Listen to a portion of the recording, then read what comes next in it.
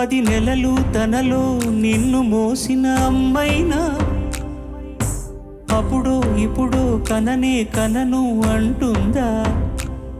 ప్రతి కుసుమం తనదే అనదే విరిసే కొమ్మైనా గుడికో జడకో సాగనంపక ఉంటుందా? బతుకంటే బడి చదువా అనుకుంటే అతి సులువా? పొరపడినా పడినా జాలి పడదే కాలం మనలాగా. ఒక నిమిషం కూడా ఆగిపోదే నువ్వు వచ్చేదాకా.